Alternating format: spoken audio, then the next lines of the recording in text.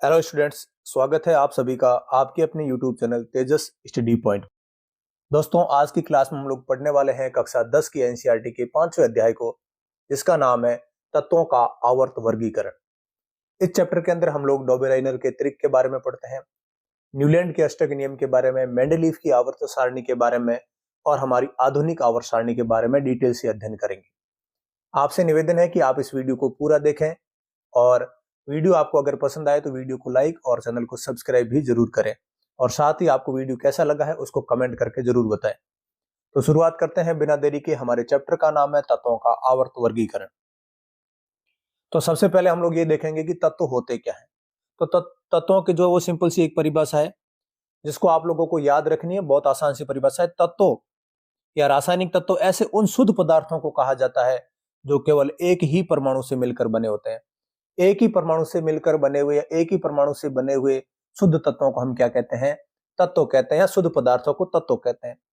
उदाहरण के लिए सोडियम तत्व है, सोना तत्व है, मैग्नीशियम तत्व, यानी कि हमारी आवर्त सारणी के अंदर टोटल 118 वो सारे क्या है? एलिमेंट है, सारे ही तत्व है। आज तक हमने जो है 118 तत्वों की जानकारी प्राप्त कर चुके हैं और सभी तत्वों के गुण जो है अलग अलग है। कोई धातु है, कोई अधातु है, कोई उपधातु है और इनमें जो है 94 तत्व जो है वो कैसे हैं?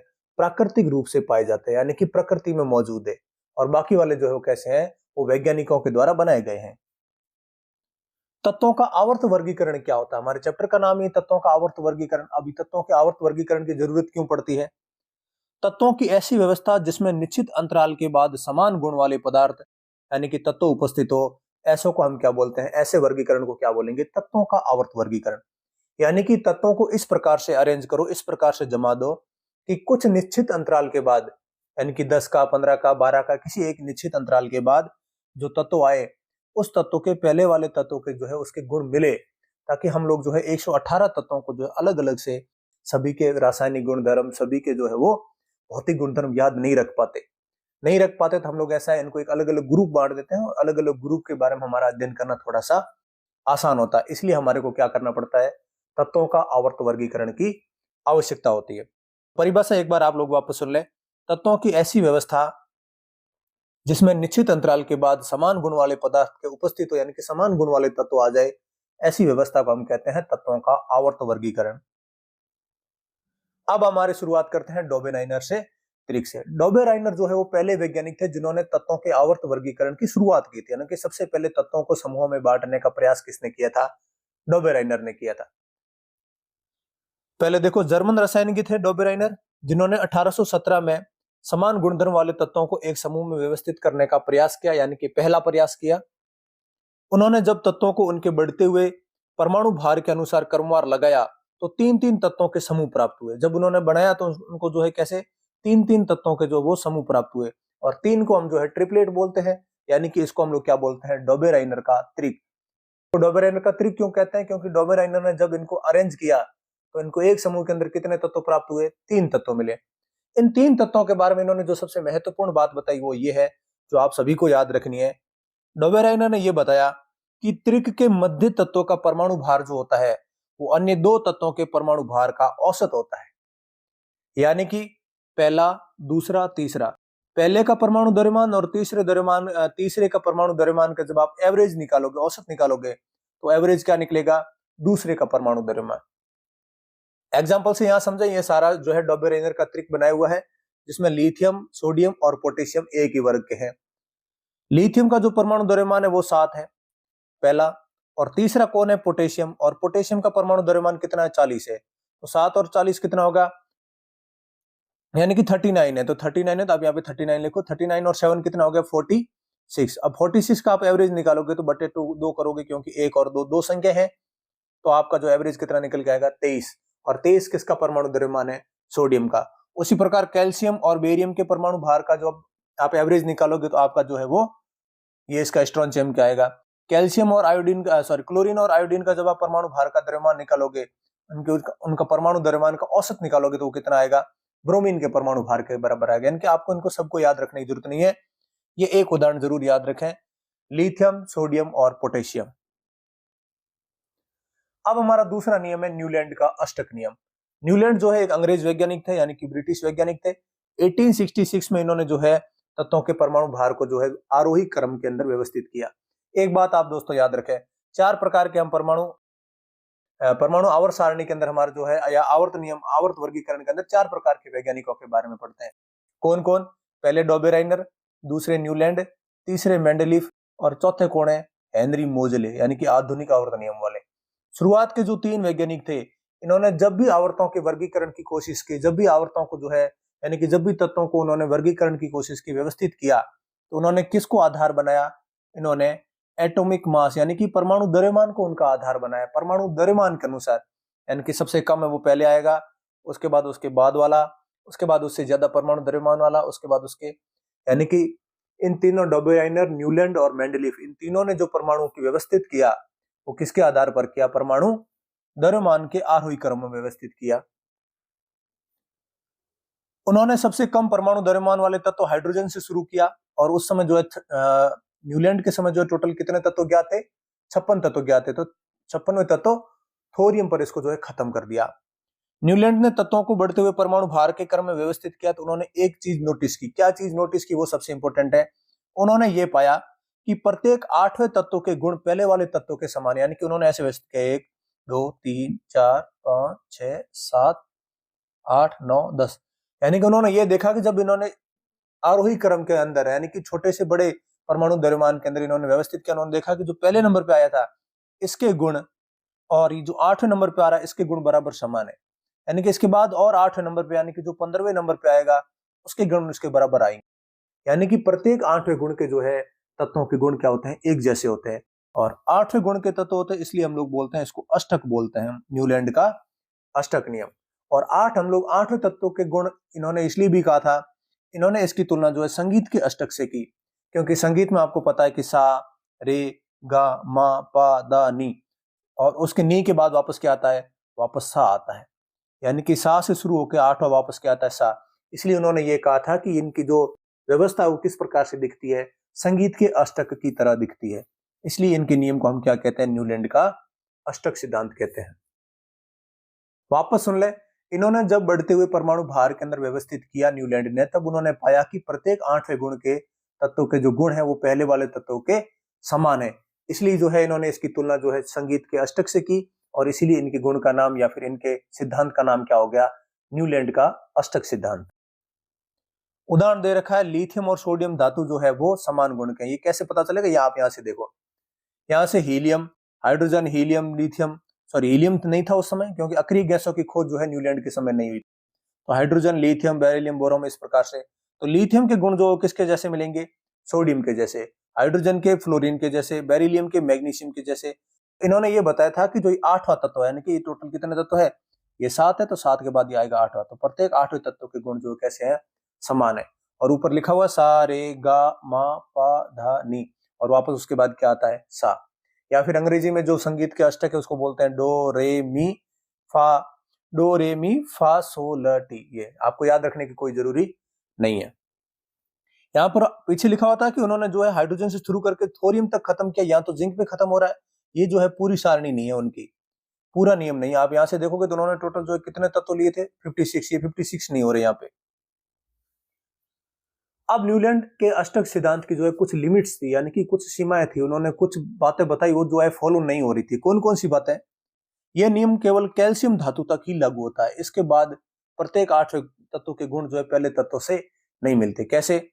कि कैल्शियम तक तो ठीक है, उसके बाद एल्यूमिनियम और क्रोमियम के जो है गुण नहीं मिलते। सिलिकॉन और आयरन के तो बिल्कुल मिलते ही नहीं है। सॉरी, सिलिकॉन नहीं है, सल्फर है। ये देखो, ऑक्सीजन और सल्फर है, ये तो गैसें हैं, अधातु है, गैस है। लेकिन आयरन तो लोहा है, लोहा तो धातु है। यानी कि धातु को जो है इन्होंने गैसों के साथ फिट कर दिया, यानी कि उसके बाद ये नियम फॉलो नहीं हो रहा है।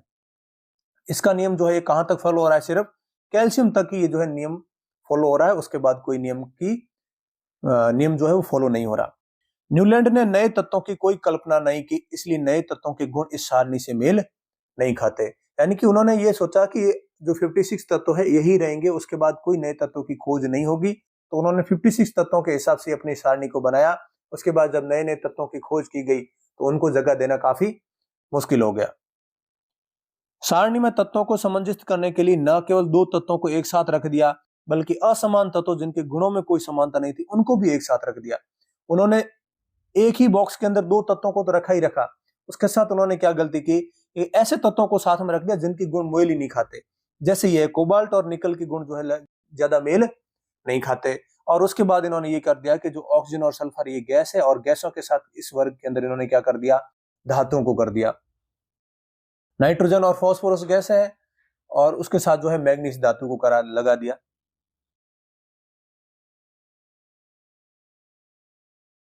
अब हमारा तीसरा है, और ये सबसे ही महत्वपूर्ण है, हमारा मेंडलीव का आवर्त नियम। न्यूलैंड के अष्टक नियम की कुछ विशेषताएं आपको ध्यान रखनी है, कौन कहां पे है, और उसके बाद आपको न्यूलैंड के अष्टक नियम की सीमाएं बिल्कुल अच्छे से याद रखनी, लिमिट्स याद रखनी है कि उन्होंने क्या क्या ऐसी बात की जो फॉलो नहीं हो रही थी। और उसके बाद हम लोग बात करते हैं मेंडलीव के आवर्त नियम। मेंडलीव ने भी जो है वही किया जो डॉबेराइनर और न्यूलैंड ने किया, यानी कि तत्वों को जो है परमाणु भार उनके परमाणु भार के आरोही क्रम में व्यवस्थित किया। और उन्होंने एक नियम दिया कि तत्वों के जो गुण होते हैं उनके परमाणु भार के आवर्ती फलन होते हैं, यानी कि किस पर निर्भर करते हैं, वो परमाणु भार के ऊपर निर्भर करते हैं। जिसका ज्यादा परमाणु भार होगा वो उसके ऊपर निर्भर करेगा, यानी कि तत्वों के गुण उनके परमाणु भार के आवर्ती फलन होते हैं। ये वेरी वेरी इंपॉर्टेंट है। मेंडलीव का आवर्त नियम कई बार एग्जाम में पूछा जाता है। आधुनिक आवर्त नियम और मेंडलीव का आवर्त नियम इस हमारे पूरे चैप्टर का सबसे महत्वपूर्ण पॉइंट है। अर्थात इन्होंने ये बताया, इसकी पूरी एक्सप्लेनेशन ये होती है कि तत्वों को उनके परमाणु भार के बढ़ते क्रम में अगर व्यवस्थित किया जाए तो समान भौतिक व रासायनिक गुण वाले तत्व एक निश्चित अंतराल बाद आते हैं। यानी कि अगर उनके परमाणु भार को बढ़ते हुए क्रम में लिखेंगे तो एक निश्चित अंतराल के बाद, निश्चित अंतराल कुछ भी हो सकता है, उसके बाद जो है वो जो तत्व आएगा उसके गुण कैसे होंगे, पहले वाले तत्व से मिलते जुलते होंगे, यानी कि भौतिक गुण और रासायनिक गुण उसके समान होंगे। उसके बाद इन्होंने जो ये मेंडलीव की आवर्त सारणी दी, इसकी विशेषताएं भी हम लोग पढ़ेंगे, इन्होंने क्या क्या बताया। पहले हम लोग ये देख लेते हैं कि न्यूलैंड ने जब अपना अष्टक बनाया था उस समय टोटल जो है कितने तत्वों की जानकारी थी हमें, 56। और जब मेंडलीव के समय जो है कितने ज्ञात तत्व थे, 63 ज्ञात तत्व थे। ये तत्व परमाणु द्रव्यमान है, उनके भौतिक रासायनिक गुणों के बीच जो है संबंधों का अध्ययन किया। इन्होंने जो है इन 63 तत्वों के बीच जो है भौतिक गुणधर्मों और रासायनिक गुणधर्मों का अध्ययन किया, और इस प्रकार से उन्होंने एक सारणी बनाई। अब इस सारणी की विशेषताएं आपको सारी अगर याद हो जाए तो बहुत अच्छी बात है, लेकिन कुछ एक तो जरूरी याद रखनी है, क्योंकि हमारे एग्जाम में सीधा 4 से 5 नंबर का क्वेश्चन ये बनता है कि मेंडलीव की आवर्त सारणी के बारे में या मेंडलीव की आवर्त सारणी की विशेषताओं को समझाइए।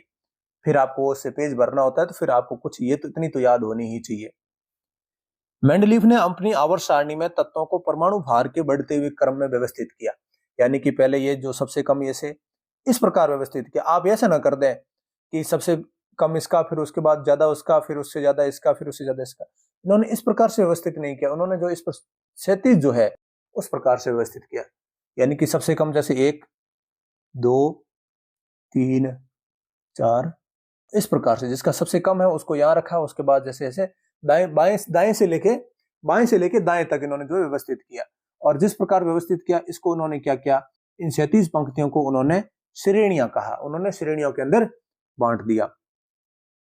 मेंडलीव ने जो है अपनी आवर्त सारणी के अंदर टोटल कितनी श्रेणियां बनाई, कितनी ऐसी पंक्तियां बनाई, 1 2 3 ऐसे, तो उन्होंने जो है टोटल 7 पंक्तियां बनाई है। 6 जो है मिस प्रिंट हो गया दोस्तों। मेंडलीव की आवर्त सारणी के अंदर टोटल जो है 7 37 कॉलम है, जिनको श्रेणियां कहते हैं या फिर उनको आवर्त भी कहते हैं, और 8 खड़े कॉलम इस प्रकार से, ऐसे 8 खड़े कॉलम है जिनको उन्होंने क्या कहा, वर्ग कहा। तो ध्यान रखें, उन्होंने जो है 37 पंक्तियों में बढ़ते हुए परमाणु भारों के क्रम को जो व्यवस्थित किया, और 37 पंक्तियों को उन्होंने श्रेणियां या आवर्त का, और खड़े कॉलम जो थे उनको उन्होंने क्या कहा, वर्ग या ग्रुप का। विभिन्न तत्वों जैसे प्लेटिनम, यूरेनियम आदि के परमाणु भार उनकी आवर्त सारणी में स्थिति देखते हुए संशोधित किए। उन्होंने जो है न्यूलैंड के जो अष्टक नियम में जो प्लेटिनम और यूरेनियम था उसको संशोधित करके उनको क्या दिया, एक सही स्थान उपलब्ध करवाया।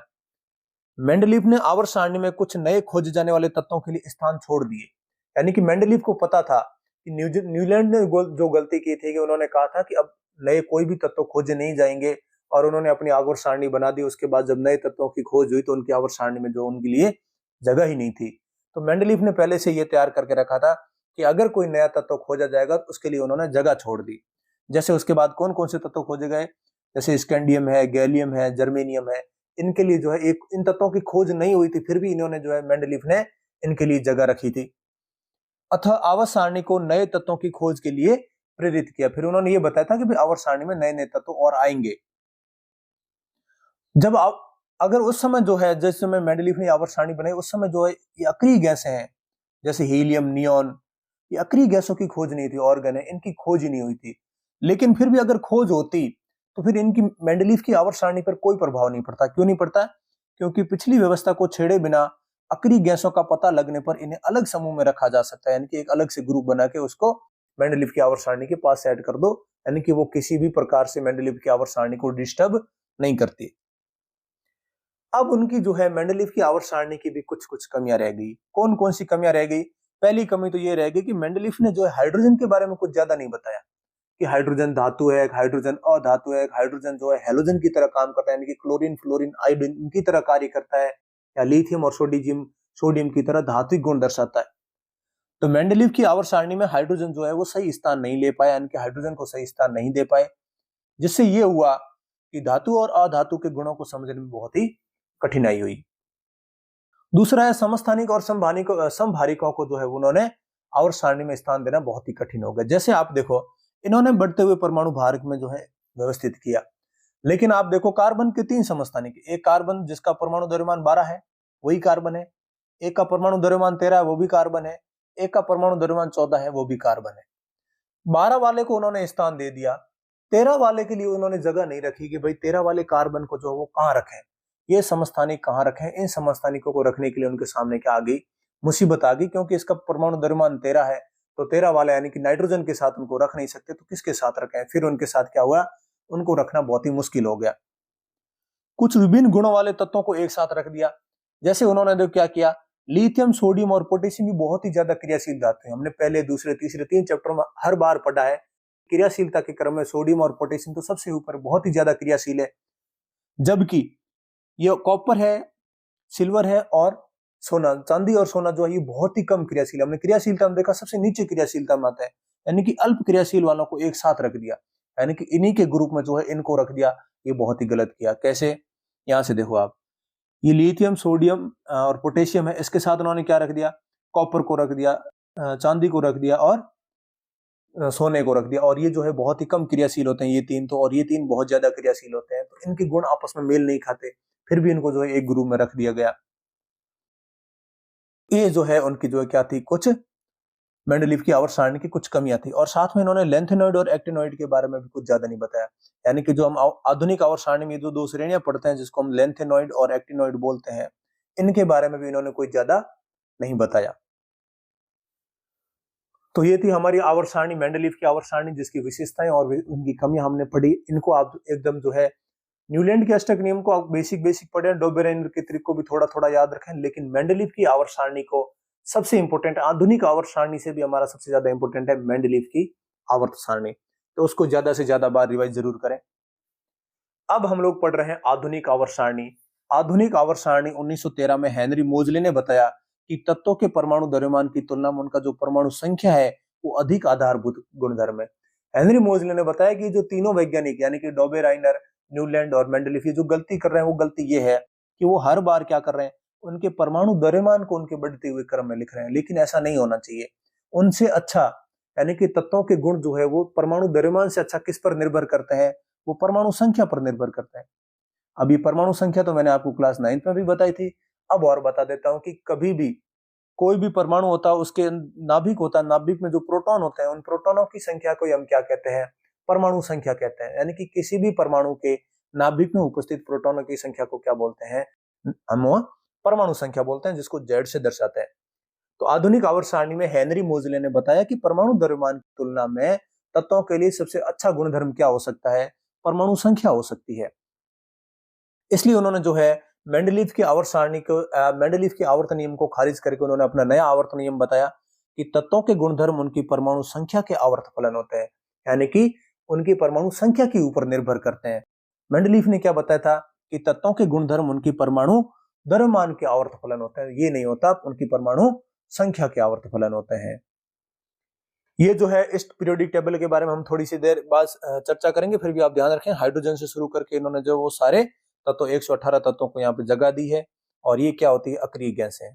Helium, neon, organ, krypton, xenon, radon, ये सारी क्या है, वो सारी अक्रिय गैसें हैं। और इन धातुओं को हम लोग सार धातुएं कहते हैं। Lithium, sodium, potassium, rubidium, caesium, francium, ये सारी क्या है, सार धातुएं। इधर वाली सारी धातुएं हैं, ये सारी धातु है, और ये अधातु है ब्लू वाली, और बीच वाली जो ये ग्रीन कलर की आपको दिख रही है, इनको हम लोग उपधातु बोलते हैं। उपधातु यानी कि जो धातुओं की तरह भी व्यवहार करती हैं, अधातुओं की तरह व्यवहार करती है। अधातुओं की तरह व्यवहार कैसी करती है, यानी कि इनके अंदर आप जो है करंट जो है फ्लो कराओगे तो इनके अंदर करंट फ्लो नहीं होता, लेकिन इनके अंदर थोड़ी सी भी अशुद्धि मिला दी तो इसके अंदर जो है करंट फ्लो होने लग जाएगा। तो ये धातुओं की तरह भी व्यवहार करते हैं और अधातुओं की तरह भी व्यवहार करते हैं, इसलिए इनको क्या बोलते हैं, उपधातु बोलते हैं, मेटेलॉइड बोलते हैं। तो ये नॉन मेटल है यानी कि अधातु है, और ये मेटल है, धातु है ये सारी। और सबसे ज्यादा क्या है, धातु है, उससे कम क्या है, अधातु है।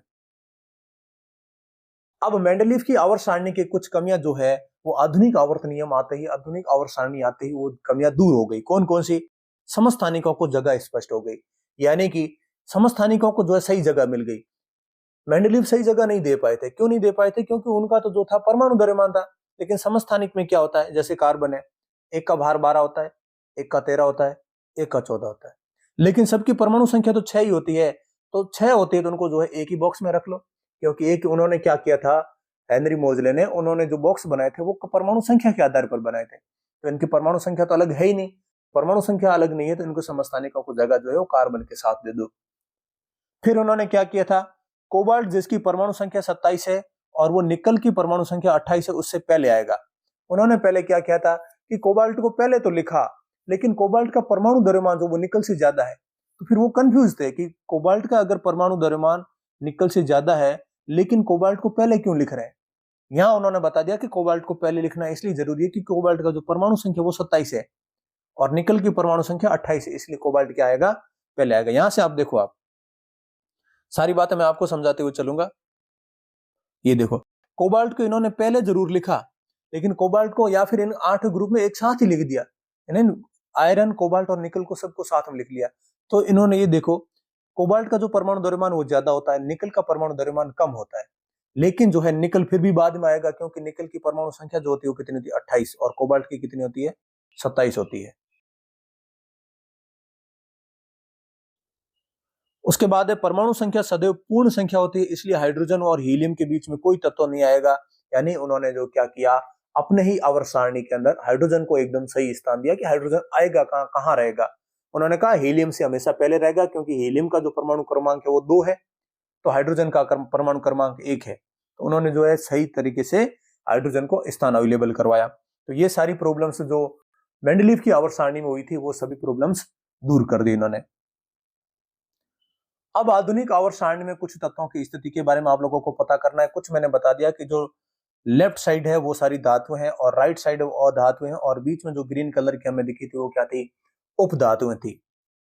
आधुनिक आवर्त सारणी के अंदर है क्या क्या, तो 8 ऊर्ध्व स्तंभ है, यानी कि इस प्रकार से 8 ग्रुप है, सॉरी 18 ग्रुप है, और 7 इस प्रकार से 37 पंक्तियां नहीं है, तो आप इसको साथ साथ गिनते रहे, 1 2 3 4 5 6 7 8 9 10 11 12 13 14 15 16 17 और 18 टोटल ग्रुप है। और पूरी जो है आवर्त कितने हैं, तो आवर्त है 1 2 3 4 5 6 और 7। अब इसको 8 और 9 मत कर देना, जो ये क्योंकि ये जो है ये लेंथेनॉइड श्रेणी है, वो लेंथेनम से शुरू होती है यहाँ से, तो यहीं पर है। और एक्टिनम से शुरू होने वाली एक्टिनॉइड श्रेणी जो यहाँ पे आना पॉसिबल नहीं था, तो इनको जो अलग से लिखा। तो टोटल जो है कितने आवर्त है, 7 आवर्त है और 18 ग्रुप है, 18 समूह है। किसी आवर्त में पाए जाने वाले सभी तत्वों के अंदर जो है वो कोषों की संख्या समान होती है। अब ये क्या कहना चाह रहा है, यानी कि किसी भी आवर्त में, यानी कि आप एक ऐसे चल रहे हो, लेफ्ट से लेके राइट चल रहे हो, तो ये आप आवर्त में चल रहे हो, यानी एक ही आवर्त के अंदर चल रहे हो, एक ही 37 पंक्ति में चल रहे हो। जैसे आपके आ रहा है हाइड्रोजन के बाद हीलियम, हीलियम के बाद लिथियम, बेरिलियम, बोरॉन, कार्बन, आप इसकी तरफ ऐसे चल रहे हो। तो लिथियम की परमाणु संख्या कितनी होती है, 3 होती है। तो 2 पहले कोष में आते हैं, जैसे पहले कोष में हमेशा 2 इलेक्ट्रॉन आते हैं, दूसरे में क्या आएगा, 1 इलेक्ट्रॉन। उसके बाद बेरिलियम आया, तो बेरिलियम में कितने इलेक्ट्रॉन होते हैं, टोटल 4 होते हैं। तो पहले कोष में 2 आएंगे, अगले कोष में भी 2 आएंगे। उसके बाद आता है बोरॉन, तो बोरॉन में पहले कोष में 2 आएंगे, अगले कोष में भी कितने आएंगे, अगले कोष में 3 इलेक्ट्रॉन आ जाएंगे। उसके बाद आता है कार्बन, पहले कोष में 2 इलेक्ट्रॉन आएंगे और उसके बाद कितने इलेक्ट्रॉन आएंगे, 4 इलेक्ट्रॉन आएंगे। इसका तो पूरा चैप्टर ही हमने पढ़ा है। तो यानी देखो, इसमें भी 2 कोष है, इसमें भी 2 कोष है, इसमें भी 2 कोष है और इसमें भी 2 कोष है। यानी कि लेफ्ट से लेके राइट की तरफ चलने पर, किसी भी आवर्त में आगे बढ़ने पर हमें क्या प्राप्त होता है, ये पता चलता है कि इलेक्ट्रॉनों की संख्या तो बढ़ती है।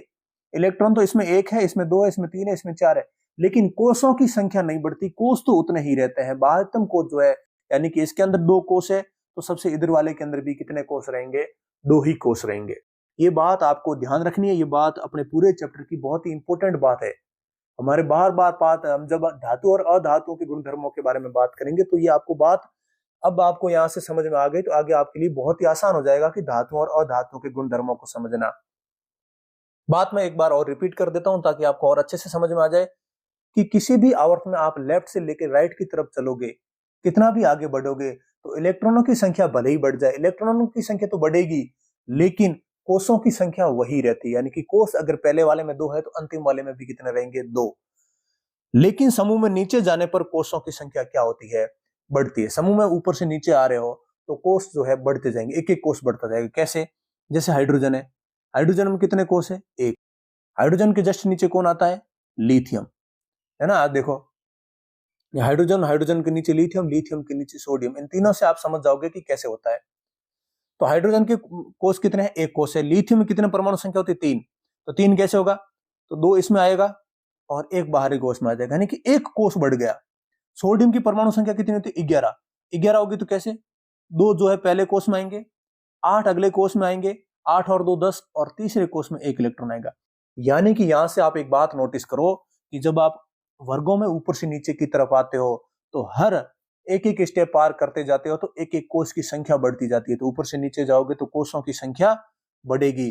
और साथ में आपको क्या दिखेगा कि बाह्यतम कोष में जो इलेक्ट्रॉन, हाइड्रोजन में भी 1 ही था, इस लिथियम में भी 1 ही है, सोडियम में भी 1 ही है। यानी कि ऊपर से नीचे जाने पर बाह्यतम कोष में इलेक्ट्रॉनों की संख्या तो समान रहती है, लेकिन एक एक कोष जरूर बढ़ते जाता है। ये दोनों बातें आपको अपने दिमाग में बिठा के रखनी है। हमारी बहुत ही ज्यादा इंपॉर्टेंट बातें हैं, बहुत ज्यादा काम आने वाली बात है ये।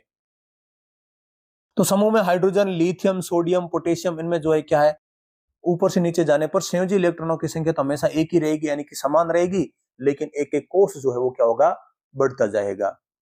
आवर्त सारणी में तत्वों की स्थिति उनकी रासायनिक क्रियाशीलता को बताती है। यानी आवर्त सारणी में तत्व कहाँ है, वो उसकी स्थिति और उनकी रासायनिक क्रियाशीलता को बताती है। यानी कि वो कहाँ स्थित होगा और उनकी रासायनिक क्रियाशीलता क्या होगी। यानी कि वो धातु होगा, को अधातु होगा, कि धातु होगा तो कैसा होगा, क्रियाशील धातु होगा कि कम क्रियाशील होगा, या उसकी संयोजकता 1 होगी कि 2 होगी, हमें कैसे पता चलेगा, वो उसकी तत्वों की स्थिति से। बस इतना सा पॉइंट है। अब संयोजकता क्या होती है हमने कई बार डिस्कशन किया, लेकिन एक बार और डिस्कशन कर लेते हैं ताकि हमारा संयोजकता वाला जो पॉइंट बार बार आ रहा है वो हमारा एकदम क्लियर हो जाए। संयोजकता यानी कि संयोजन करने की क्षमता, यानी कि किसी रासायनिक यौगिक जब तत्व रासायनिक यौगिक बनाता है तो दूसरे परमाणु के साथ तत्वों की संयोजन करने की जो क्षमता होती है उसी को संयोजकता कहते हैं।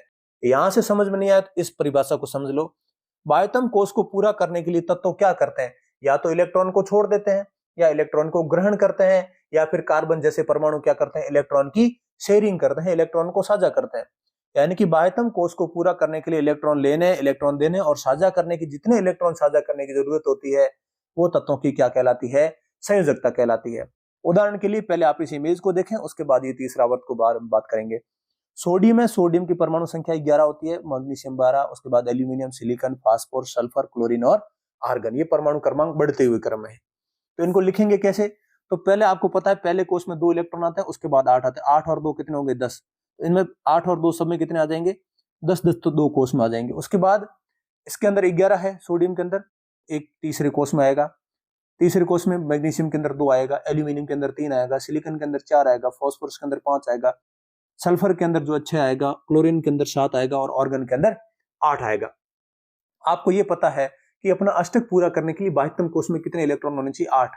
ऑर्गन का तो अष्टक पूरा है क्योंकि बाह्यतम कोष में 8 इलेक्ट्रॉन हो गए। क्लोरीन का अष्टक पूरा नहीं है, तो अब ये 7 इलेक्ट्रॉन छोड़ना इसके लिए बहुत मुश्किल है। हमने बहुत पहले भी बात कर ली कि 7 इलेक्ट्रॉन ये त्याग दे तो इसका पहले वाला अष्टक, ये पुराना वाला अष्टक पूरा हो जाए, यानी 2 और 8 10 हो जाए, लेकिन ये 7 इलेक्ट्रॉन नहीं छोड़ सकता। तो ये क्या करेगा, 1 इलेक्ट्रॉन ग्रहण करेगा। तो क्लोरीन की संयोजकता कितनी है, 1। सल्फर भी 6 इलेक्ट्रॉन नहीं छोड़ सकता, तो इसको पूरे 8 करने के लिए 2 इलेक्ट्रॉन ग्रहण करेगा। तो सल्फर की ये सल्फर है, इसकी जो है संयोजकता कितनी हो जाएगी, 2 हो जाएगी। फास्फोरस जो है वो 5 है, 5 इलेक्ट्रॉन त्याग नहीं सकता तो 3 ग्रहण कर सकता है, तो फास्फोरस की क्या हो जाएगी, 3। सिलिकॉन के 4 है तो 4 ग्रहण भी कर सकता है, 4 त्याग भी सकता है, तो सिलिकॉन की जो है वो संयोजकता 3 हो जाएगी। और ये जो है ये तो सब त्यागेंगे क्योंकि तो धातु है, तो ये 1 त्याग देगा, 2 त्याग देगा, 3 त्याग देगा, इनकी संयोजकता कितनी है, 1 2 3। ये बहुत ही आसान पॉइंट है, इसको थोड़ा सा आप बिल्कुल भी जो है इसको बर्डन बना के ना लें कि ये थोड़ा मुश्किल लग रहा है, क्या पता कितना हार्ड है, कुछ नहीं। यानी कि इलेक्ट्रॉन साझा करने की जो क्षमता होती है, जितने इलेक्ट्रॉन देता है या जितने इलेक्ट्रॉन लेता है, जितने शेयरिंग करता है, वही उसकी संयोजकता कहलाती है, और संयोजकता इस प्रकार से लिखी हुई है। अब बात करते हैं परमाणु साइज की। पहली बात तो यह है कि परमाणु साइज होती क्या है, परमाणु की साइज, साइज यानी कि परमाणु का आकार। अब परमाणु आकार कुछ नहीं, आकार का मतलब होता है कि परमाणु का जो नाभिक है, न्यूक्लियस है, और ये परमाणु का बाहरी कोश है, तो नाभिक से लेके बाहरी कोश के बीच में जितनी दूरी होती है, इस दूरी को ही परमाणु का आकार कहते हैं। तो यानी कि परमाणु साइज, परमाणु की त्रिज्या का पता लगता है, यानी कि त्रिज्या क्या होती है, नाभिक से लेके यानी कि केंद्र बिंदु से लेके परिधि तक की लंबाई होती है। तो एक परमाणु के केंद्र से बाह्यतम कोश की दूरी को हम क्या कहते हैं, परमाणु साइज कहते हैं। लेकिन आप एक बात सुनो कि आवर्त आवर्त और समूह में परमाणु की साइज के ऊपर क्या प्रभाव पड़ेगा, यानी कि ऊपर से नीचे जाओगे तो क्या प्रभाव पड़ेगा, और दाएं से बाएं से लेके दाएं की तरफ जाओगे तब आपकी परमाणु त्रिज्या के ऊपर क्या प्रभाव पड़ेगा। तो ऊपर से नीचे जाने पर तो आपको मैंने एक बात बता दी, ऊपर से नीचे जाओगे कोषों की संख्या बढ़ेगी।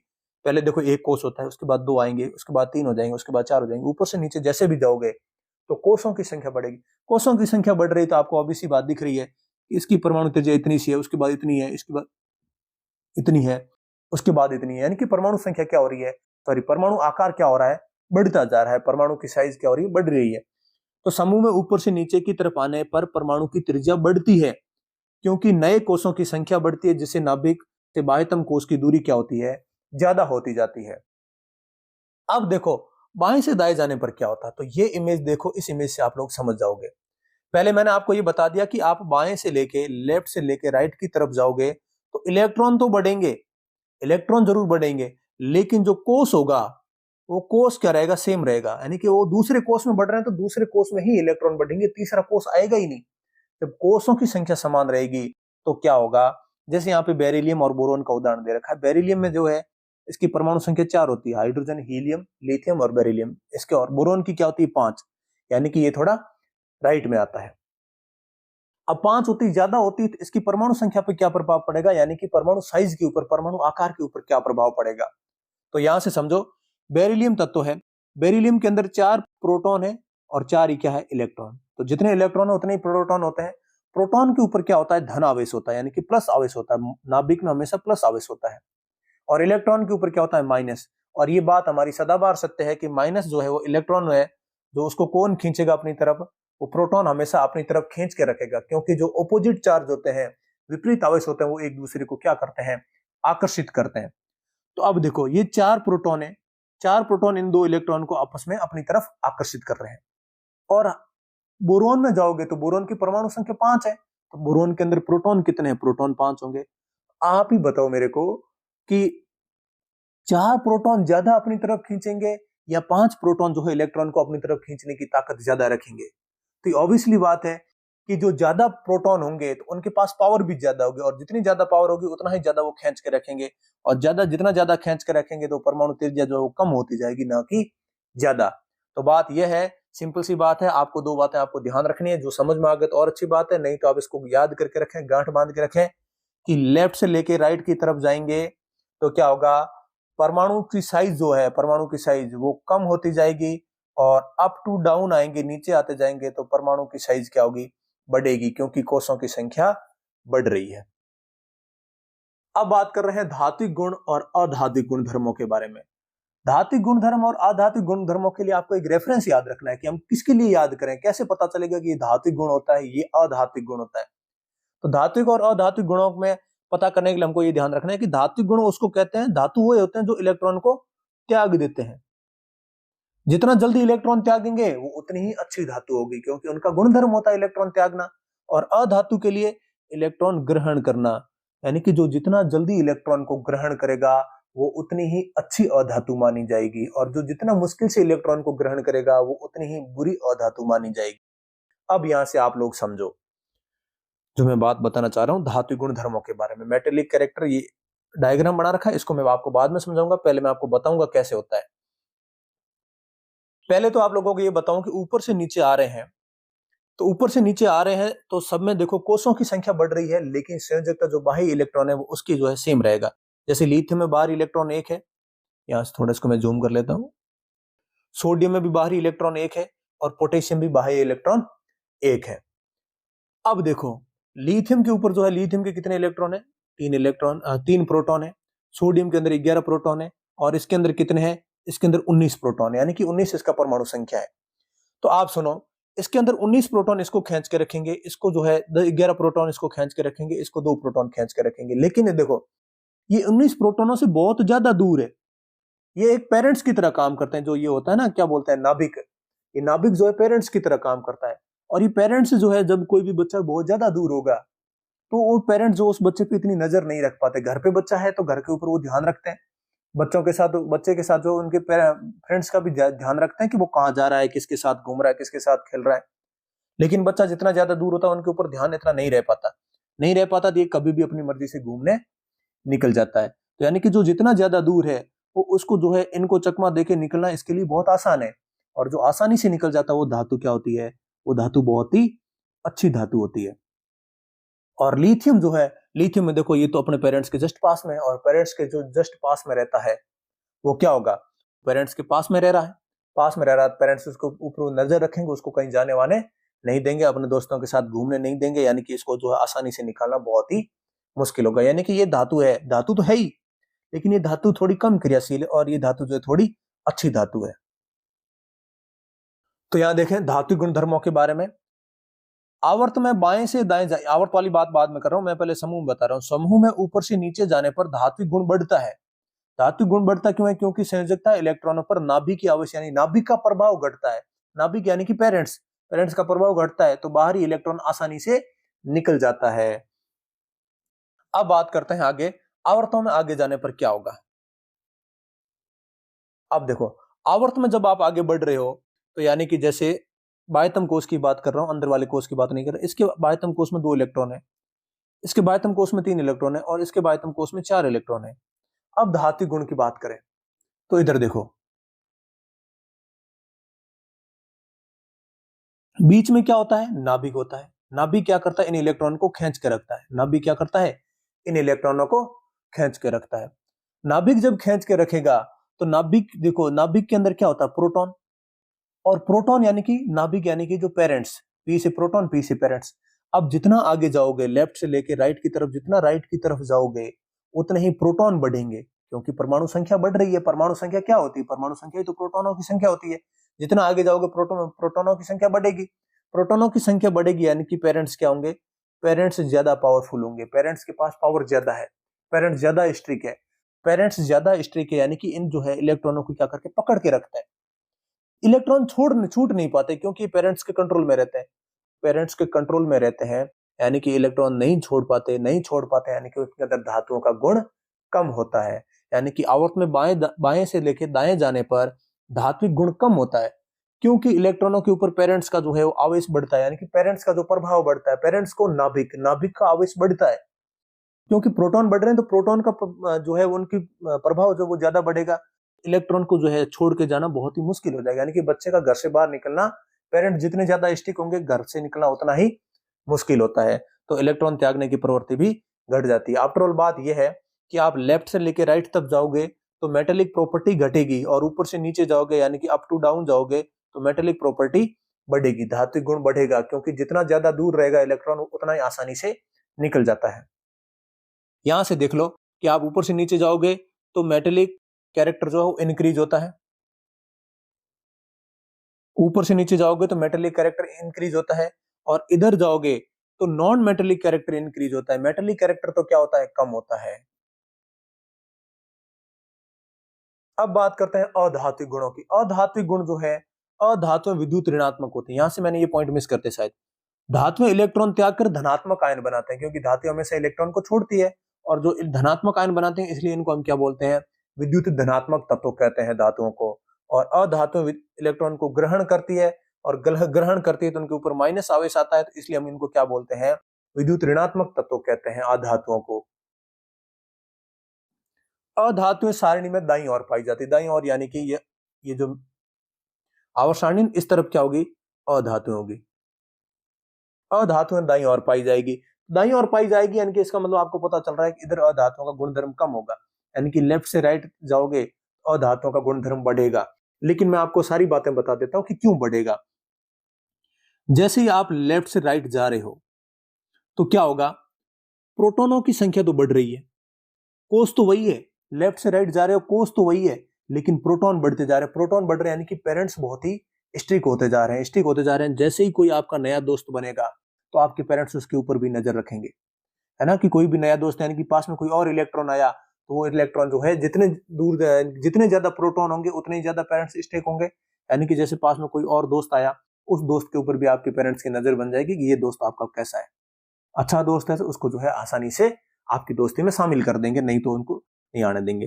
तो पेरेंट्स स्ट्रिक्ट है तो वो किसके ऊपर नजर रखते हैं, अपने दोस्त के, आपके दोस्त के ऊपर भी उसको जो है नजर आसानी से रख लेते हैं, यानी कि उसको आसानी से ले लेते हैं। आवर्त में बाएं से दाएं जाने पर अधातु गुण बढ़ता है, क्योंकि नाभिक की आवेश यानी कि जो पेरेंट्स की पावर वो बढ़ती है, तो आसानी से उसको जो है ग्रहण कर लेते हैं और इलेक्ट्रॉन के ग्रहण करने की भी प्रवृत्ति बढ़ जाती है, यानी कि वो पेरेंट्स जो है वो बच्चे को साथ साथ उसके दोस्तों को भी नजर में ले लेते हैं। समूह में ऊपर से नीचे जाने पर क्या होता, ऊपर से नीचे जाने पर ये देखो, ऊपर से नीचे जाने पर कोषों की संख्या बढ़ती है, ऊपर से नीचे जाने पर कोषों की संख्या बढ़ती है। कोष बढ़ रहे हैं तो ये जो नाभिक है, ये नाभिक इसके ऊपर ज्यादा प्रभाव डाल ही नहीं पाता, तो नए इलेक्ट्रॉन को आसानी से कौन खींचेगा, खींचता तो ये नाभिक ही है, क्योंकि नाभिक के पास प्रोटॉन है और प्रोटॉन धनात्मक ही तो इलेक्ट्रॉन को खींचेगा, इलेक्ट्रॉन के पास ऋणात्मक होता है, तो इसको कौन खींचेगा, नाभिक बहुत दूर है। बाह्यतम कोष से जब नाभिक बहुत दूर होगा तो खींचना बहुत मुश्किल होगा उसके नाभिक के लिए। तो अधात्विक गुण कम होता है क्योंकि प्रभावी नाभिक आवेश जो है वो कम होता जाता है, जिससे इलेक्ट्रॉन अपनाने की क्षमता भी क्या होती है, कम हो जाती है। बात यह है दोस्तों, मैं सारी बातें आपको धातु और अधातु गुणधर्म दोनों बता देता हूं कि आप ऊपर से लेके अप टू डाउन जाओगे, नीचे जाओगे तो धातु गुणधर्म तो बढ़ेगा लेकिन अधातु गुणधर्म घटेगा, और लेफ्ट से राइट जाओगे तो धातु गुणधर्म घटेगा और अधातुओं का गुणधर्म बढ़ेगा। सारी बात यही है। आप सारे एग्जांपल आपको समझ में आए तो बहुत अच्छी बात है, ना आए तो आप इन पॉइंटों को ध्यान रखें। बस 2 ही पॉइंट थे जो आपको याद करवाने थे। बात करें परमाणु त्रिज्या की या परमाणु साइज की, तो परमाणु साइज की क्या करेंगे, लेफ्ट से राइट जाएंगे तो नाभिक आवेश बढ़ेगा तो परमाणु साइज क्या होगी, परमाणु साइज कम होगी, और अप टू डाउन जाएंगे तो परमाणु साइज क्या होगी, परमाणु साइज बढ़ेगी, क्योंकि कोषों की संख्या बढ़ेगी। अब कुछ नोट लिखे हुए हैं। आवर्त सारणी में मध्य में उपधातुएं और अर्धधातु होती है, यानी कि बीच में जो है उपधातु या अर्धधातु पाई जाती है, क्योंकि ये जो है कुछ गुण धातुओं की तरह होते हैं, इनके कुछ गुण अधातुओं की तरह होते हैं, इसलिए हम लोग उनको क्या बोलते हैं, उपधातु या मेटेलॉइड बोलते हैं। मैंने आपको बता दिया पहले।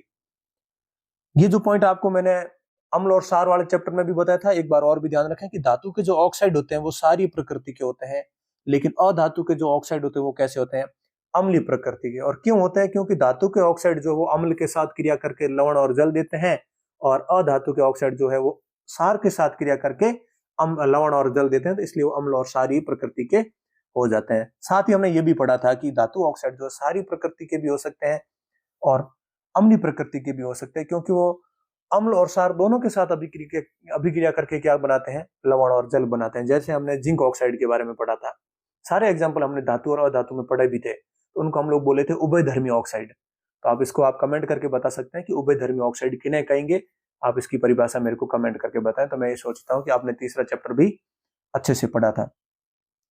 यहाँ पे दोस्तों ये पूरे के पूरे चैप्टर को हम यहीं पे कंप्लीट करेंगे। आई होप कि वीडियो आपको पसंद आया होगा, क्लास आपको समझ में आई होगी। मिलते हैं दोस्तों अगले वीडियो में। कल के चैप्टर के अंदर हम लोग पढ़ने वाले हैं जैव प्रक्रम के बारे में। तब तक के लिए जय हिंद, जय भारत।